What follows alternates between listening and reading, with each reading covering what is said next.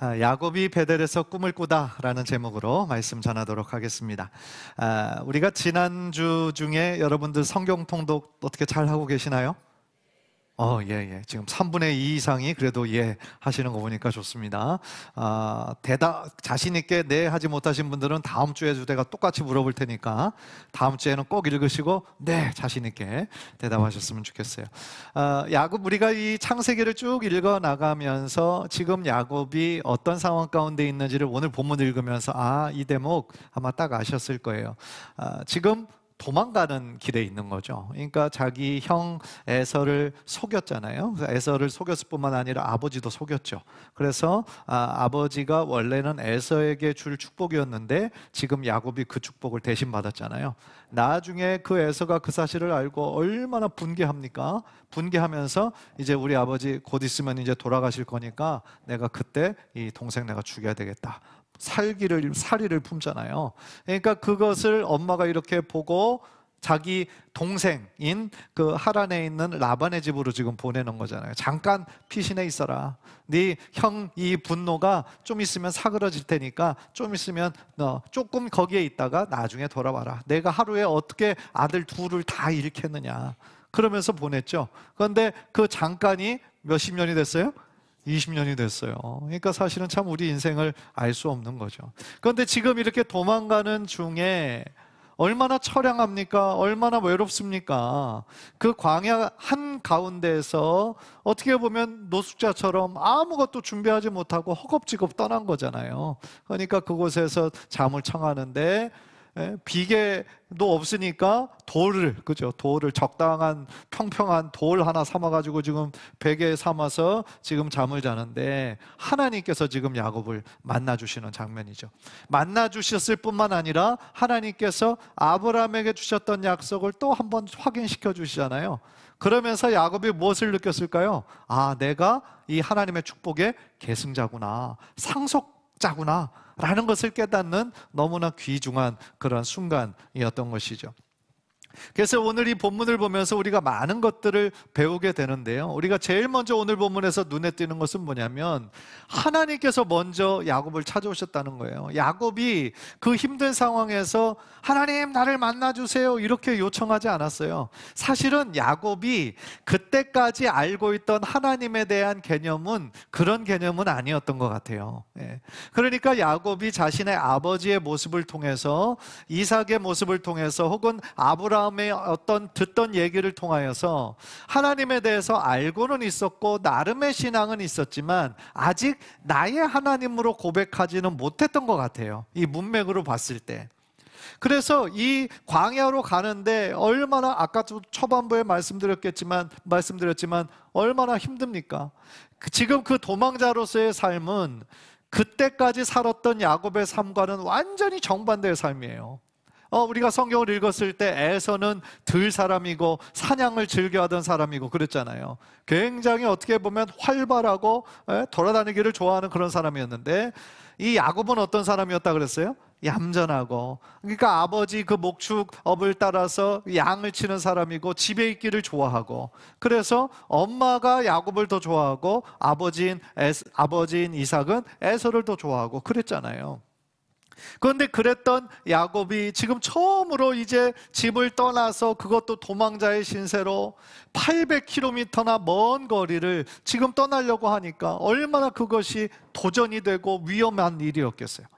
그러니까 낮에는 더위와 또 밤에는 추위와 또 그 광야, 이 중동 지역을 생각해 보면 그 사막과 같은 그런 지역들이 많이 있었을 거 아니에요. 그러니까 짐승떼들이 밤에 막 울부짖는 소리가 들리고, 또 도적들이 수시로 막 공격해서 지나가던 행인들 빼앗고 때리고 죽이고 그런 시대였거든요. 그러니까 그런 것도 참 불안하고 어려운데, 무엇보다도 지금 야곱을 가장 힘들게 했던 건 뭐냐면은 아마도 자신의 불확실한 미래였지 않았을까, 그렇게 한번 예상을 해봐요. 왜냐하면 지금 자신의 인생이 어떻게 될지 몰라요. 무사히 하란에 도착할 수 있을지도 장담이 안 되는 거고요.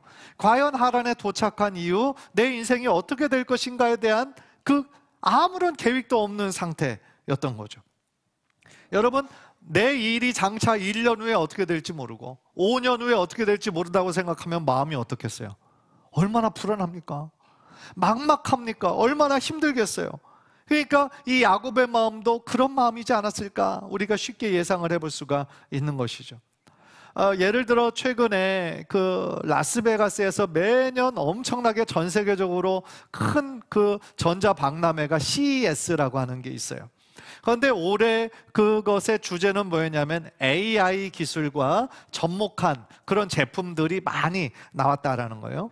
그래서 인공지능이 이제는 차에도 접목이 될 거고요. 앞으로 우리가 타는 차에 이 AI 기능이 접목이 될 거고, 또 냉장고, TV, 우리 실생활에 아주 많이 쓰는 이거에도 AI 기술이 도입이 될 거라고 얘기를 하는 거예요. 그러니까 그 관련된 뉴스나 동영상 보니까 정말 신기한 제품들이 많아요. 야, 이렇게 되면 진짜로 우리 삶이 편리해지겠구나.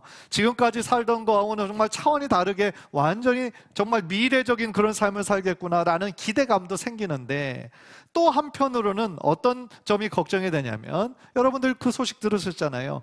AI 기술이 우리 삶에 전반화돼서 구석구석 들어오면 우리 사람들의 직업, 사람이 하던 일들이 AI 기술로 대부분 대체된다는 거 아니에요. 많은 퍼센티지가 40% 이상이 대체가 된다라고 그러잖아요. 그러니까 많은 사람들이 또 불안해하죠. 기술이 발전하는 건 좋지만 지금 내가 나의 직업이, 직장이 없어지면 어떡하나? 그러면 나는 순식간에 실업자가 되는데, 이런 막연한 미래에 대한 불안함도 있다라는 것이죠. 마찬가지로 이 야곱도 장차 자신의 미래가 어떻게 될지 모르는 데서 오는 불안한 마음, 염려와 걱정이 그의 마음에 가득 차 있었다라는 거예요. 그런데 바로 그 시간에 하나님께서 야곱에게 찾아오시는 거예요. 그러면서 13절 14절에 뭐라고 말씀하시냐면은, 여호와께서 그 위에 서서 이르시되 나는 여호와니 너의 조부 아브라함의 하나님이요 이삭의 하나님이라. 네가 누워있는 땅을 내가 너와 내 자손에게 주리니 내 자손의 땅이 티끌같이 되어 네가 서쪽과 동쪽과 북쪽과 남쪽으로 퍼져나갈지며 땅의 모든 족속이 너와 내 자손으로 말미암아 복을 받으리라. 말씀해 주세요. 하나님께서 야곱을 찾아와 주셨어요. 그리고 약속해 주시는 거예요. 그런데 이 약속의 내용이 우리가 보기에는 처음 듣는 약속은 아니죠. 이미 누구에게 주셨던 약속이에요? 아브라함에게 주셨던 약속을 야곱에게 똑같이 반복하고 있는 거죠. 그러니까 땅에 대한 약속, 또한 자손이 번성하게 될 것이다라는 약속을 이 야곱에게 동일하게 주시는 거예요. 그러니까 야곱이 지금 하나님께서 만나주셔서 이렇게 약속해 주심으로 뭐가 된 거예요? 공식적으로 하나님의 약속, 하나님의 축복의 계승자가 되었다라는 것이죠. 아브라함에게 주셨던 하나님의 축복, 아브라함부터 시작한 그 축복이 이삭에게로, 또한 이삭에게 주셨던 하나님의 축복이 이제는 누구에게로? 야곱에게로 계승되었다라고 하는 하나님의 공식적인 확인이 되었던 것이죠. 사실 야곱이 자신의 형 에서와는 달리 영적인 축복에 관심이 많았죠.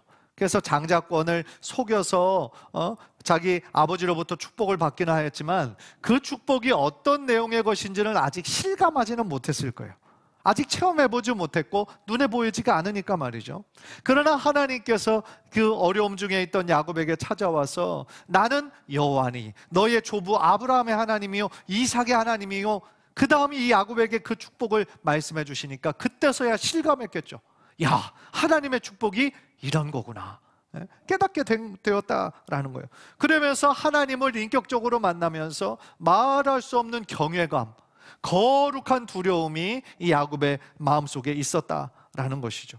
그러면서 그 약속을 뭐라고 말씀하십니까? 네가 지금 누운 땅, 바로 그 땅이 내가 너에게 줄 것이고 너의 자손에게 주겠다 라고 약속해 주시잖아요. 그러니까 지금 이 야곱의 상태는 어땠습니까? 장차 어떻게 될지 알지 못하는 정말 나그네 인생으로 지금 하란을 향해서 가고 있는 그 중이었지만, 그 땅이 야곱의 땅이 될 것이고 나중에는 이스라엘의 땅이 될 것이다 라고 약속해 주시는 거죠. 지금 현재 야곱에게는 낙심의 공간이고 걱정과 두려움의 공간이었지만, 미래의 그곳이 바로 소망의 땅으로 변하게 될 것이다 라고 약속해 주시는 거죠. 네가 지금은 힘들고 어렵지만 지금 이 순간이 네가 나중에 생각할 때는 장차 영광스러운 순간으로 변하게 될 것이다 라고 하나님께서 약속해 주시는 장면이었던 것이죠. 사랑하는 성도 여러분, 혹시 여러분 중에 지금 당시의 야곱처럼 장차 어떻게 될지 알지 못해서 오는 어떤 막막한 불안함과 두려움 속에서 하루하루 살아가는 분들 혹시 계세요? 네. 야곱을 먼저 찾아오신 하나님께서 여러분의 삶도 찾아가 주셔서 위로해 주시고 확신시켜 주실 줄 믿습니다. 그 일을 위해서 여러분들 기도하세요. 나의 삶 가운데도 찾아와 주세요. 말씀해 주세요. 약속해 주세요.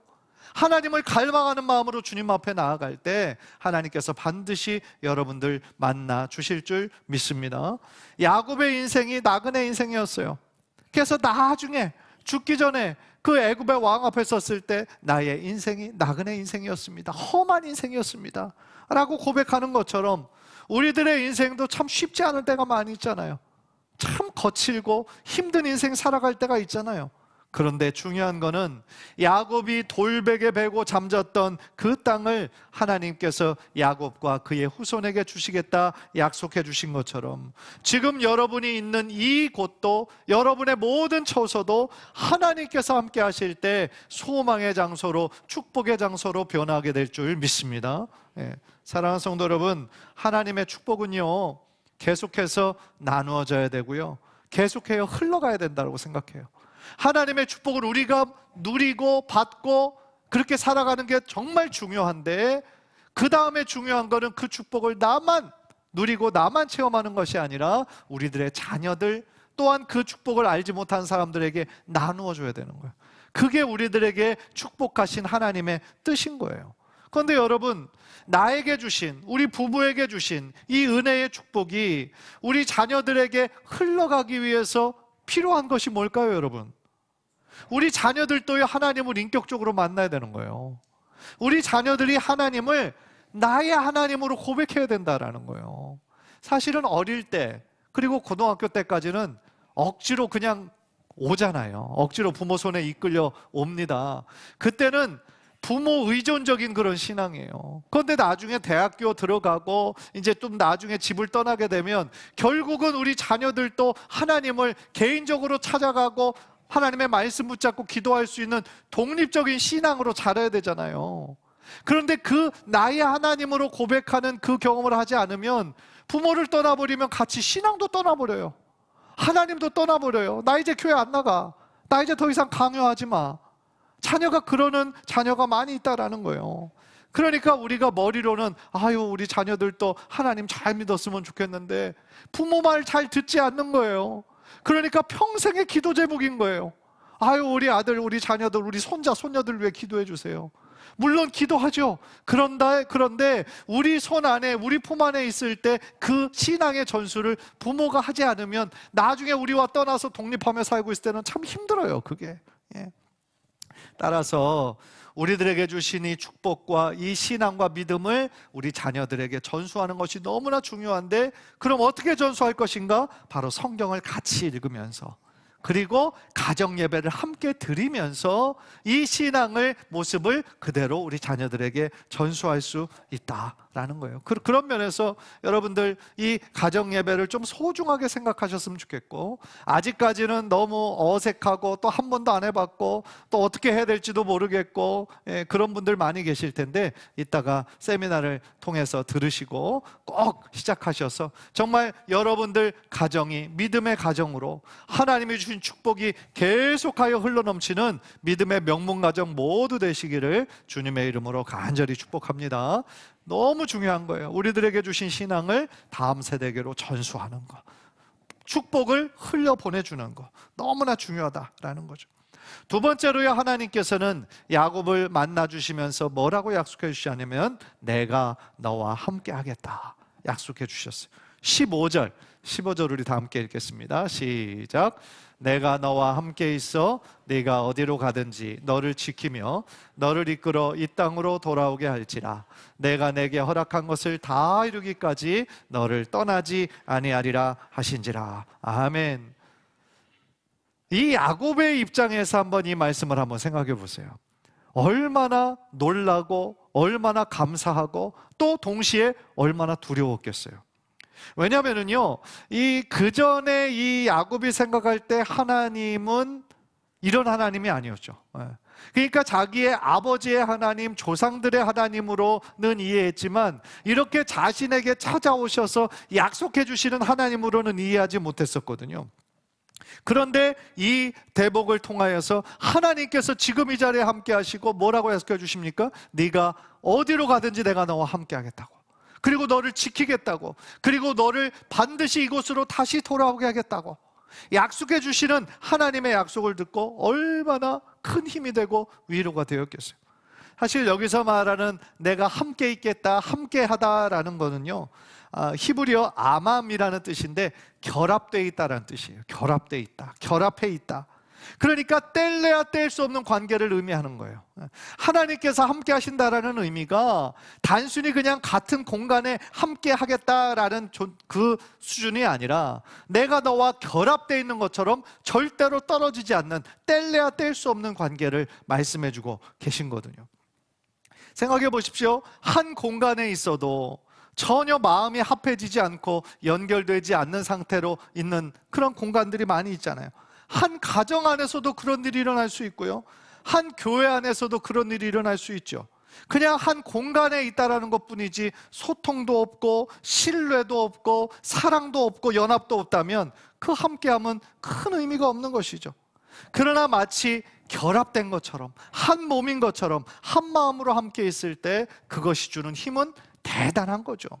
예를 들어 군사들의 숫자는 많은데 지금 군사들이 지금 왜 싸워야 되는지, 왜 목숨 걸고 이곳을 지켜야 되는지 분명한 비전이 없다라고 생각해 보세요. 그렇다고 한다면 그 전쟁에서 이길 가능성은 희박한 거죠. 자기 옆에 있는 동료 병사를 믿지 못하고 지휘관을 믿지 못하고 그 나라와 국가에 대한 그 정신이 없다면 오합지졸이 될 수밖에 없다라는 거죠. 그러나 숫자는 얼마 많다라고 할지라도, 많지 않다고 할지라도 서로 신뢰하고 리더를 따르고 적들을 반드시 이길 수 있다라는 확신이 있으면 불가능해 보이는 싸움이라 할지라도 승리할 수 있는 힘과 원동력이 그 안에서 생긴다라는 것이죠. 따라서요, 우리가 이런 믿음이 있었으면 좋겠어요. 우리의 창조주요 만행의 왕이시고 만유의 주이신 우리 하나님께서 우리 편이 되어주시면 나는 그 어떤 것도 이겨낼 수 있다 라는 그런 믿음을 가지셨으면 좋겠어요. 우리가 이 땅에서 살아나가는데 많은 영적인 싸움과 실제적인 여러 전쟁터와 같은 상황이 많이 있지만 우리 하나님께서 나와 함께 하실 때 우리는 그 어떤 종류의 싸움에서도 승리하게 될 줄 믿습니다. 나의 능력 때문이 아니에요. 오직 나와 함께 하시는 그 하나님, 나와 결합해 계시는 그 하나님의 힘을 의지하며 살아갈 때 여러분들의 인생이 가장 복된 인생, 승리하는 인생으로 변하게 될 줄 믿습니다. 시편 56편을 보면 다윗이 이렇게 고백해요. 제가 한번 읽겠습니다. 내가 아뢰는 날에 내 원수들이 물러가리니 이것으로 하나님이 내 편이심을 내가 아나이다. 하나님이 내 편이시라는 거예요.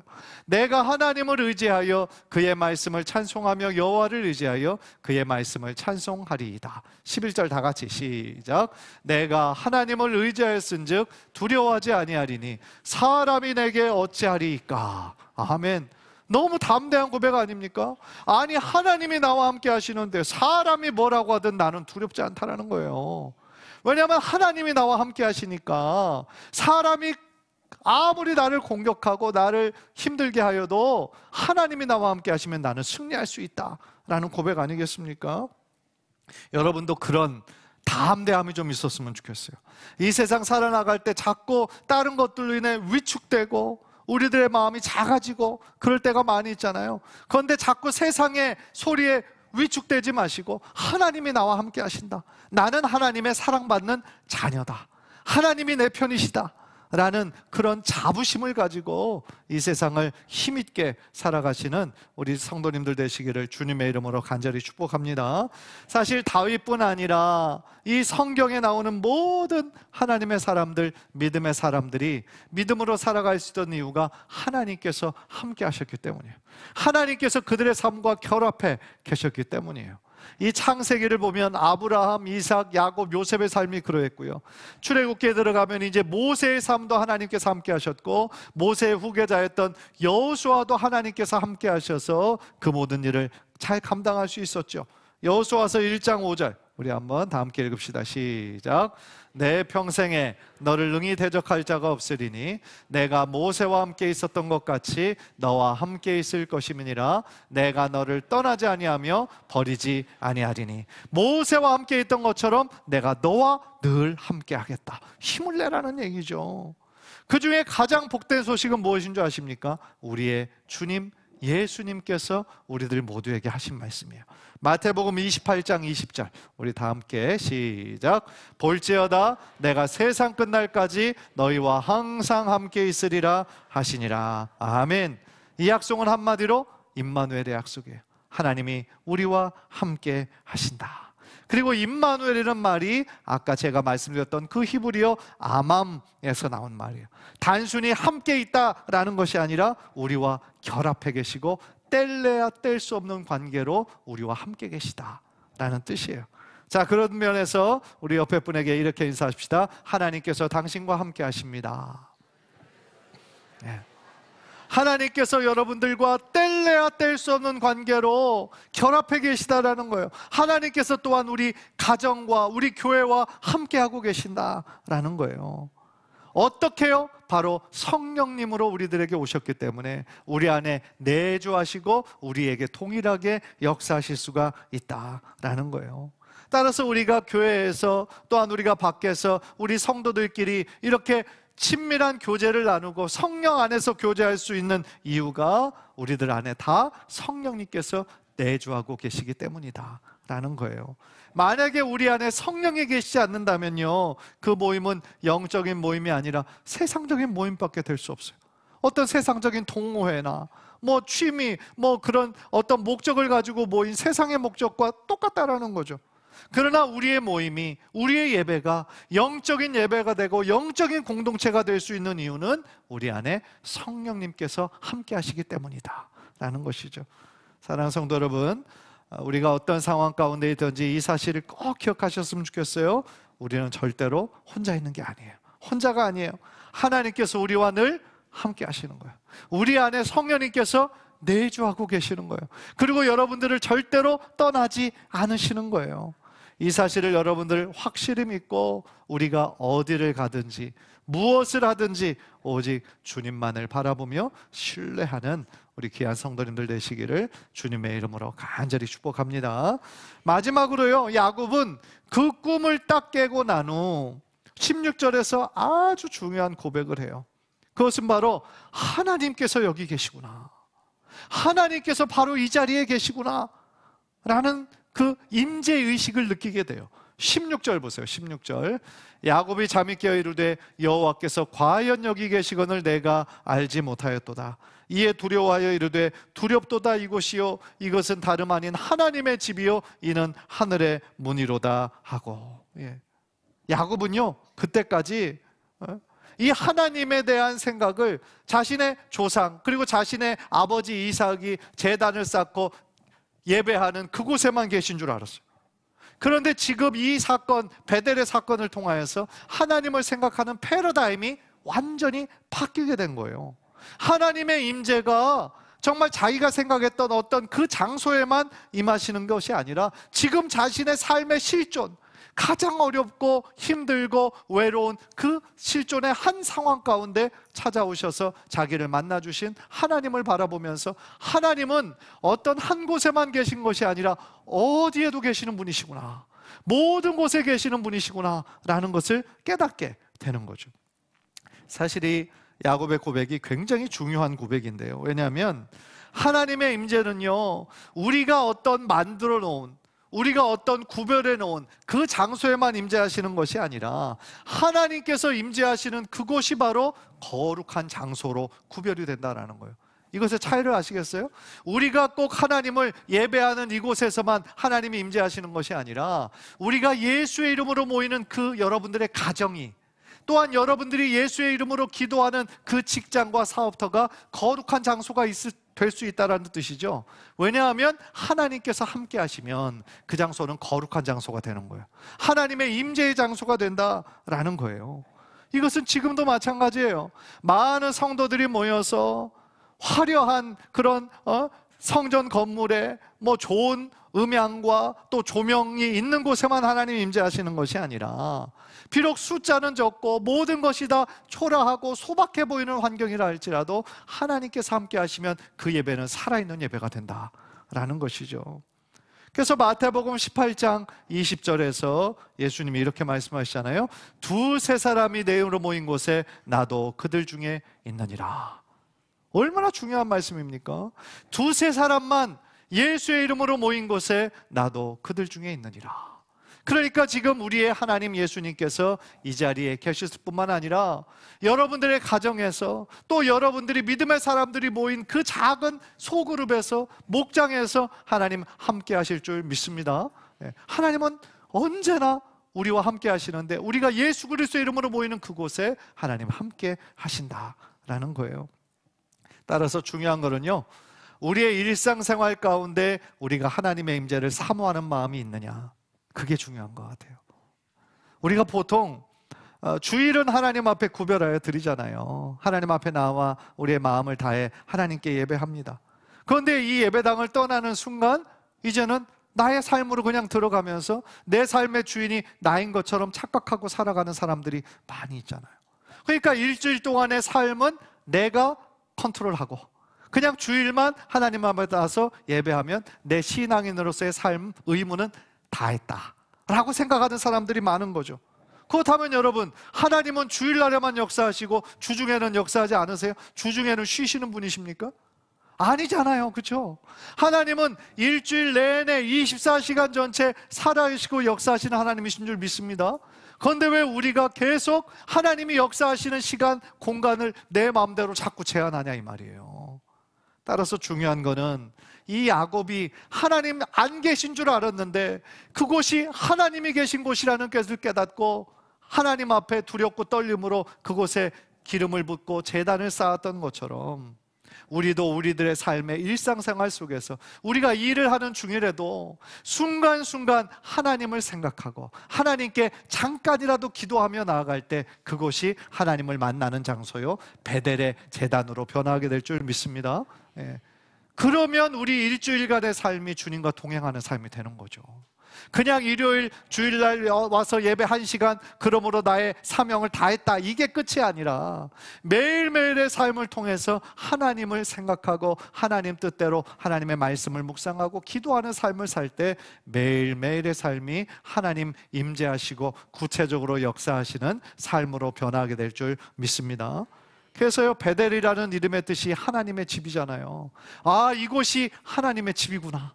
그 광야 한가운데서 이곳이 하나님의 집이고 하늘 문이 지금 열린 것이구나 라고 깨달았던 그러한 야곱처럼 우리들의 삶 속에서도 이제 하나님을 잡고 제한하는 것이 아니라 내 삶 전체를 통하여 24시간 7일 모든 하루하루 하나님과 동행하시고 하나님을 붙잡으시고 하나님 중심으로 살아나가는 귀한 복된 삶, 복된 그런 신앙인의 삶이 되시기를 주님의 이름으로 간절히 축원합니다.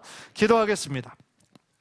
우리 한번 기도할 때 오늘 말씀 생각하시면서 우리 한번 기도하기 원합니다. 하나님, 야곱이 가장 어렵고 힘들고 외로울 때 야곱을 찾아오셔서 나는 너의 하나님이다, 나는 너의 조부 아브라함의 하나님이고 너의 아버지 이삭의 하나님이다, 그리고 이제는 너의 하나님이 되기를 원한다, 하나님의 그 축복을 바로 너가 계승하기를 원한다, 그렇게 하나님께서 말씀해 주신 것처럼 오늘 우리가 지금 이 시간 사모하면서 하나님께 기도했으면 좋겠어요. 하나님, 하나님이 예비하신 그 축복, 아브라함에게 주셨던 축복, 이삭과 야곱에게 주셨던 축복 바로 나에게도 허락하여 주옵소서. 우리 가정에게도 허락하여 주옵소서. 우리들의 자녀에게도 그 축복이 흘러가게 하옵소서. 우리 그런 제목으로 우리가 더욱더 하나님 사랑하고 하나님 뜻 가운데로 살아가는 우리들의 삶이 되기를 원합니다. 언제나 나와 함께 하시는 뗄래야 뗄 수 없는 결합된 관계로 늘 주님을 붙잡을 수 있는 우리들의 삶이 될 수 있도록 주여 인도하여 주옵소서.